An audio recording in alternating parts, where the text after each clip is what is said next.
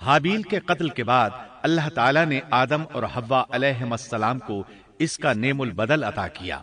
اس کا نام انہوں نے شیس رکھا۔ شیس کا مطلب ہے اللہ کا دیا ہوا تحفہ۔ حابیل کے قتل پر آدم اور حوا علیہم السلام دونوں بہت غمگین ہوئے، اس لیے اللہ نے بدلے میں انہیں شیس علیہ السلام عطا فرمائے۔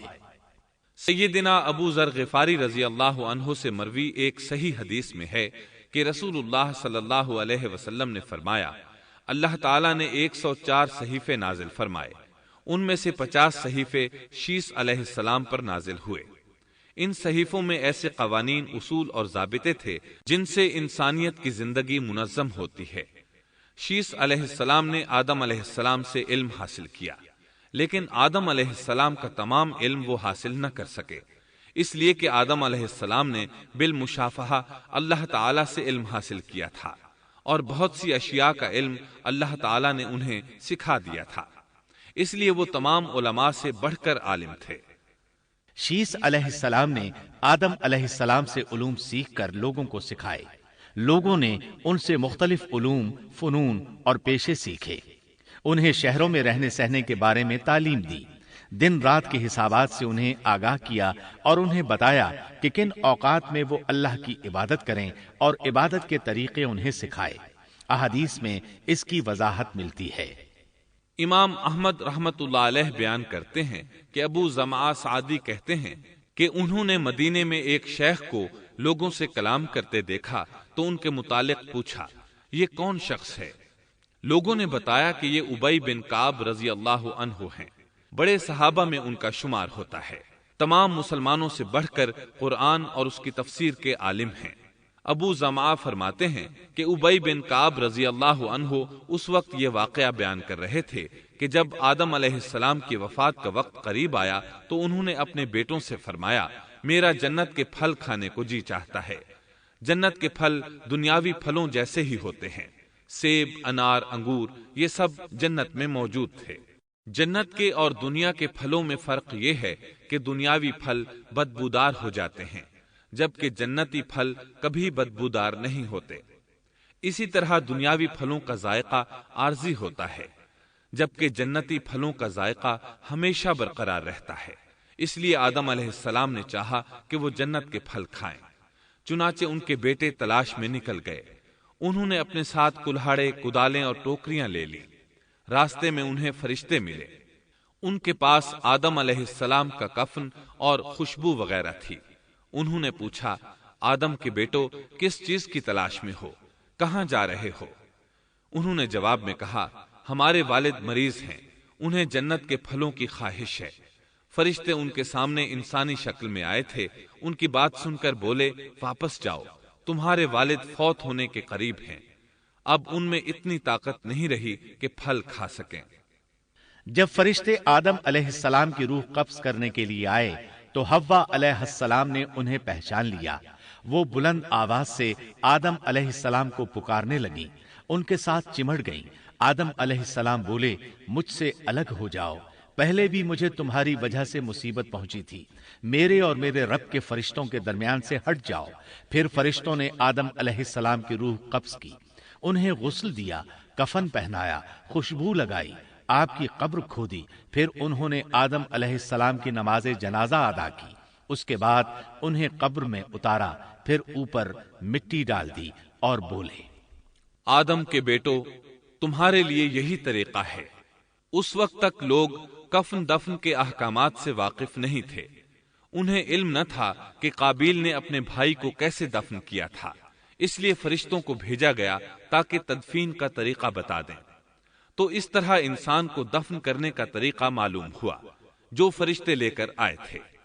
آدم علیہ السلام نے اپنی 960 سال کی مکمل زندگی میں سوائے اس درخت کا پھل کھانے کے اور کوئی خطا نہیں کی۔ یہ تھا ہمارے باپ سیدنا آدم علیہ السلام کا اسوہ اور سیرت طیبہ کا حال۔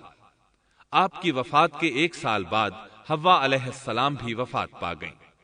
آدم علیہ السلام کی وفات کے بعد ان کے بیٹے شیس علیہ السلام نے ان کی ذمہ داریاں سنبھال لی۔ اب تبلیغ کا کام انہیں کرنا تھا۔ ادھر قابیل جو نرم زمین میں جا آباد ہوا تھا، اس کی اولاد نے فتنہ و فساد اور سرکشی کی زندگی اختیار کی۔ انہوں نے قتل و غارت گری کا بازار گرم کر دیا۔ یہ لوگ آدم علیہ السلام کی قوم کے پاس سے گزرتے تو وہاں بھی فساد مچاتے۔ ابن عباس رضی اللہ عنہما سورۃ الاحزاب آیت 33 کی تفسیر کرتے ہوئے فرماتے ہیں، وَلَا تَبَرَّجْنَ تَبَرُّجَ الْجَاهِلِيَّةِ الْأُولَى، پرانے زمانے کی جاہلیت کی طرح اپنے بناؤ کا اظہار نہ کیا کرو۔ اس وقت دو نسلیں آباد تھیں، ایک پہاڑ پر اور دوسری نرم زمین پر۔ پہاڑوں کے مرد خوش شکل تھے، عورتیں سیاہ فام تھیں، جبکہ زمین والوں کی عورتیں خوبصورت تھیں اور مردوں کے رنگ سانولے تھے۔ اب ابلیس نے اپنا کام شروع کیا۔ وہ انسانی شکل میں نرم زمین والوں کے پاس آیا اور ایک شخص کا غلام بن کر رہنے لگا۔ پھر اس نے بانسری شکل کی ایک چیز ایجاد کی اور اس کو بجانے لگا۔ لوگ اس آواز پر لٹو ہو گئے، اس کے گرد بھیڑ لگا کر سننے لگے۔ پھر ایک دن میلے کا مقرر ہو گیا، اس میں ہزارہا مرد اور عورتیں جمع ہونے لگے۔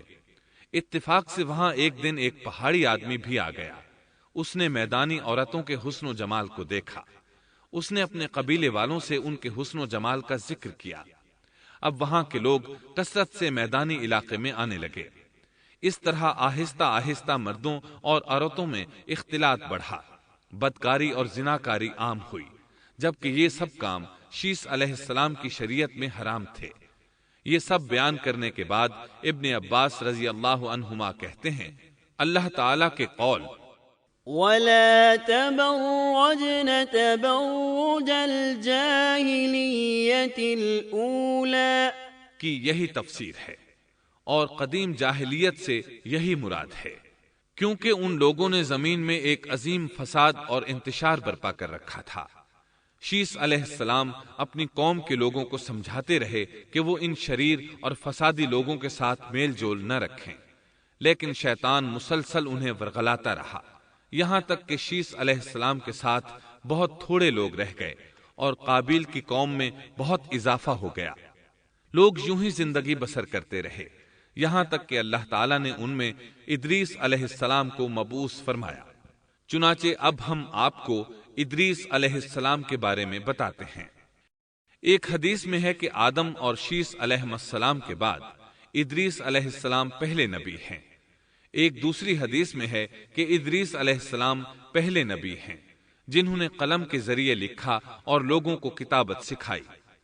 حافظ ابن کثیر نے ان کا حلیہ کچھ یوں بیان کیا ہے، پورا قد و قامت، خوبصورت، خوب رو، گھنی داڑھی، عمدہ اوصاف کے مالک، چوڑے کندھے، مضبوط ہڈیاں، دبلے پتلے، سرمگی چمکدار آنکھیں، گفتگو باوقار، خاموشی پسند، سنجیدہ اور متین، چلتے ہوئے نظر نیچی، انتہائی فکر و خوض کے عادی، غصے کے وقت سخت غضبناک، باتیں کرنے میں شہادت کی انگلی سے بار بار اشارہ کرنے کے عادی۔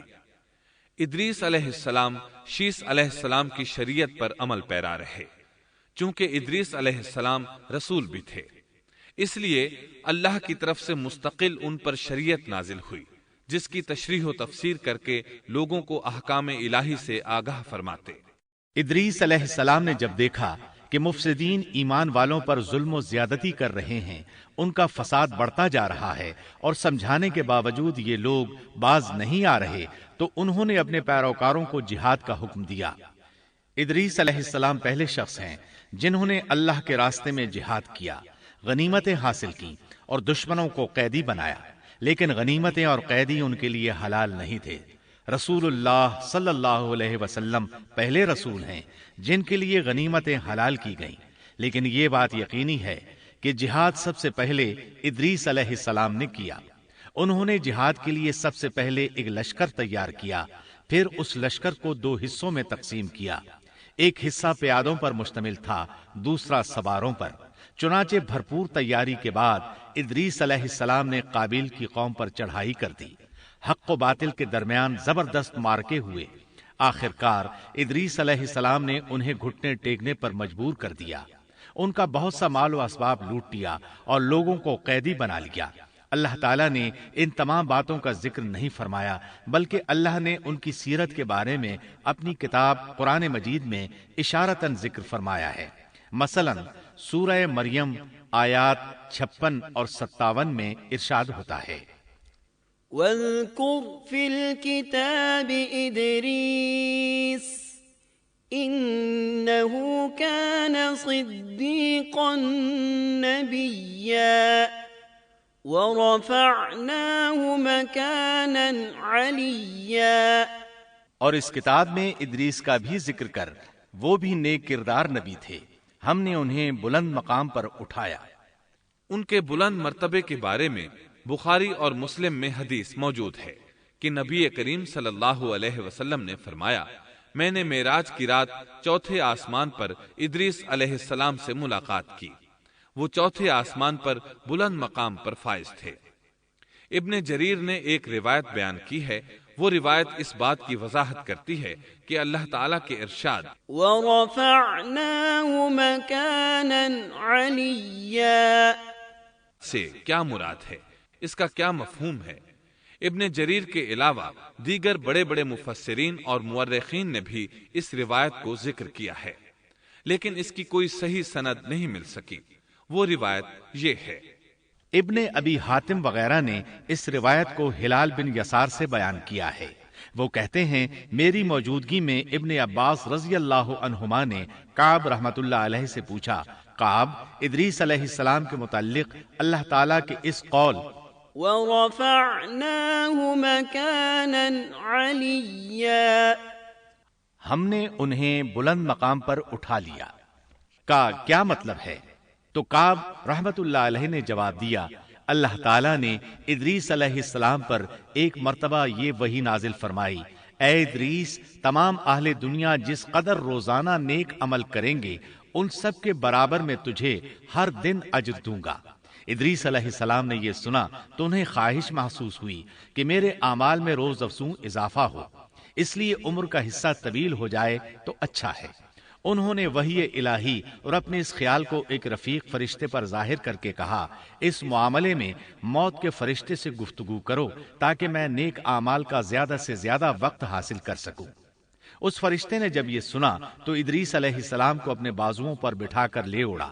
جب یہ چوتھے آسمان سے گزر رہے تھے تو موت کا فرشتہ زمین پر آنے کے لیے اتر رہا تھا، وہیں دونوں کی ملاقات ہو گئی۔ دوست فرشتے نے موت کے فرشتے سے ادریس علیہ السلام کے بارے میں گفتگو کی۔ موت کے فرشتے نے دریافت کیا، ادریس علیہ السلام کہاں ہیں؟ اس نے کہا، میری پشت پر۔ موت کا فرشتہ کہنے لگا، مجھے اللہ کی طرف سے یہ حکم ملا ہے کہ چوتھے آسمان پر ادریس علیہ السلام کی روح قبض کروں، اس لیے میں سخت حیرت میں تھا کہ یہ کیسے ممکن ہے، ادریس علیہ السلام تو زمین پر ہیں۔